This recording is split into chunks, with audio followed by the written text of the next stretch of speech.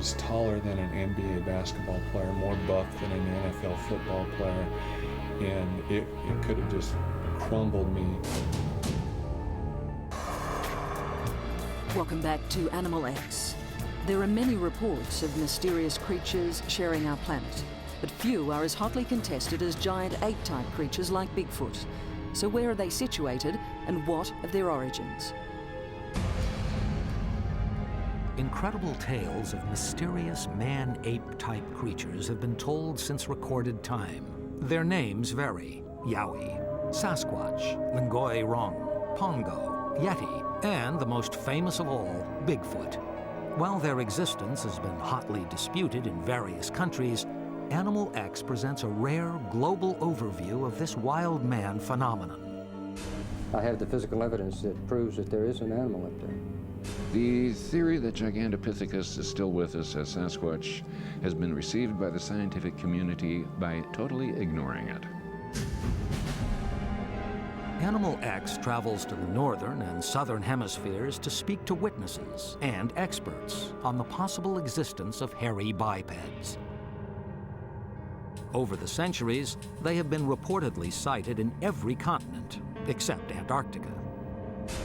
Indigenous tribespeople are among the first to have recorded sightings of these giant creatures, and their legends live on in tales handed down from generation to generation.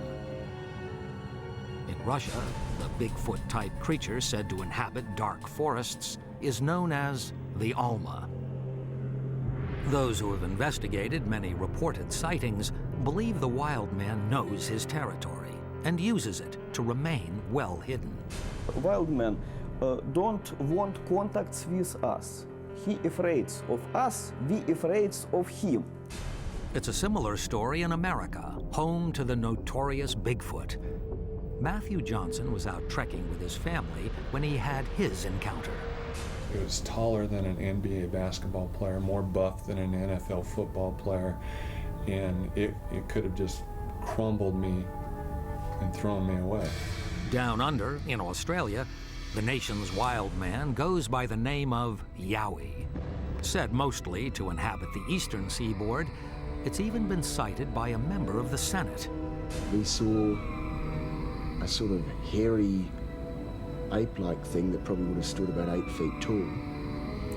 It moved in a sort of slightly crab-like fashion. Not only are there many names for these hairy hominids, it's claimed they vary in size. Researcher Lloyd Pye groups them into 4 different types based on their height and weight. The Bigfoot Sasquatch kind is in the 7 to 10 foot range, 700 to 1,000 pounds. The abominable snowman Yeti kind is more, quote, man size, 5 to 7 feet tall, 300 to 600 pounds. The Almas also in that same range, but a very distinct species in the 5 to 7 foot tall, 300 to 600 pound range. And the Agagwis, or a pygmy kind, they're about 4 feet tall, weigh about 200, 250 pounds. Could this diversity in appearance mean that there are several different species or types of wild man in the world? Jim Keegan is a Bigfoot recorder, monitoring all reported sightings of hairy hominids. He believes the theory is plausible. I believe that the Yeti and that the Almas and that the Yowie are also 3 different species. So what of the origins of wild men? One theory is that they are distant relatives of the Earth's earliest human inhabitants, Neanderthal man. Certainly some hominid researchers think so. They point to the Alma, said to inhabit Russia and China, as exhibiting a human-like appearance. I do believe that probably the Almas are going to turn out to be living Neanderthals. If any of the hairy hominids that are present today worldwide are related to the Neanderthals, it would be the Almas.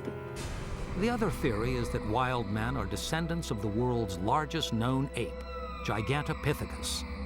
Said to stand between 8 and 10 feet tall, scientists claim it died out some 100,000 years ago. Physical anthropologist Dr. Grover Krantz says he has seen the evidence firsthand that links Giganto with wildmen. I studied the jaws of the Gigantopithecus and realized that they were spread out in the back in an extraordinarily wide manner.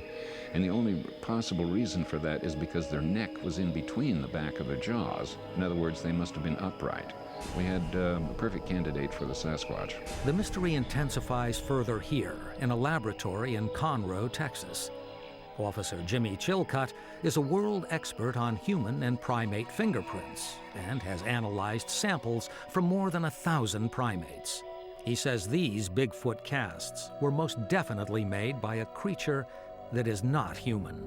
From the physical evidence available in this casting, I can say for certain that the ridge flow pattern is definitely not human, and it's not of any known primate, but it is a primate print.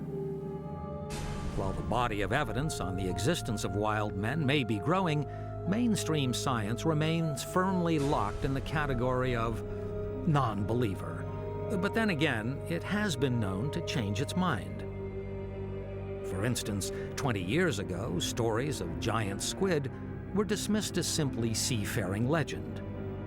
And 100 years ago, it was inconceivable to think that there could be giant pandas or silverbacked gorillas.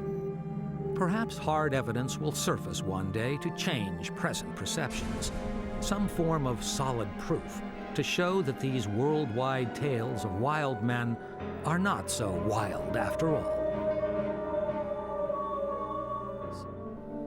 The mysterious tales of the animal world continue to fascinate and perplex us.